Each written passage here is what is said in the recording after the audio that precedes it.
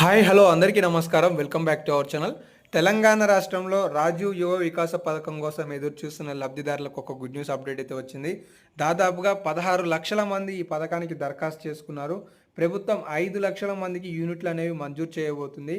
మరి ఈ ప్రక్రియ ఎక్కడి వరకు వచ్చింది? అలాగే బ్యాంకు ఖాతాలో కానీ మీకు లోన్లకి సంబంధించిన శాంక్షన్ పత్రాలను ప్రభుత్వం ఇప్పుడు అందించబోతుంది.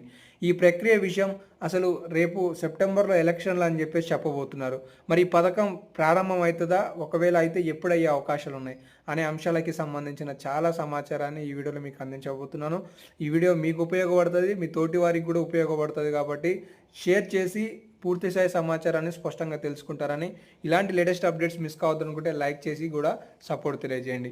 అప్డేట్లోకి వస్తే సీఎం రేవంత్ రెడ్డి గారు మొత్తానికి రాజు యువ వికాస పథకానికి సంబంధించి ఎట్టకేలకు స్పందించారు. ఏంటి అంటే రైతు భరోసా నగదు బదిలీ విజయవంతంగా పూర్తి చేసిన రాష్ట్ర ప్రభుత్వం తదుపరి లక్ష్యాన్ని రాజు యువ వికాస పథకాన్ని ఎంచుకుంది. మీరు ఇక్కడ పరిశీలన చూడండి. తెలంగాణ రాష్ట్రంలో 4,000 రూపాయల ఆసరా చేయూత పథకం, 6,000 రూపాయల చేయూత పథకాలను కాకుండా ఇప్పుడు 4 లక్షల రూపాయలకి సంబంధించిన రాజీవ్ యువ వికాస పథకంపై ప్రభుత్వం ఎందుకు కాన్సన్ట్రేషన్ చేయబోతుంది అంటే సెప్టెంబర్ నెలలో మనకి పంచాయతీ ఎన్నికలు ఉండబోతున్నాయి. అంటే సెప్టెంబర్ 30 లోపు ఫలితాలు ఇచ్చేసేయాలి.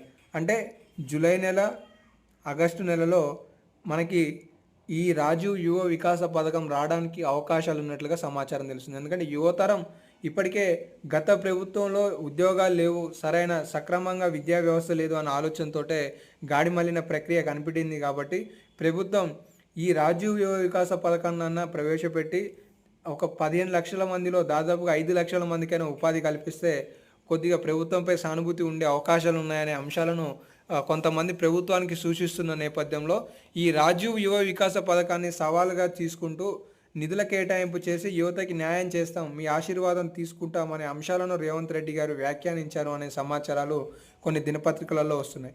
సో మొత్తానికి తెలంగాణ రాష్ట్రంలో 5 లక్షల మందిలో మొదటి కేటగిరీ 50,000 మందికి 50,000 రూపాయలు పెట్టుకున్న వాళ్ళకి, అలాగే 1,00,000 రూపాయలు పెట్టుకున్న వాళ్ళకి ప్రభుత్వం ఈ జూలై నెలలో పత్రాలను అందించే అవకాశాలు ఉన్నట్లుగా సమాచారాలు అయితే తెలుస్తున్నాయి. మొత్తం తెలంగాణ రాష్ట్రంలో 16 లక్షల మంది దరఖాస్తు చేసుకుంటే ఇలా అత్యధికంగా 12 లక్షల మంది 4 లక్షల రూపాయల కేటగిరీనే ఎంచుకోవడం జరిగింది.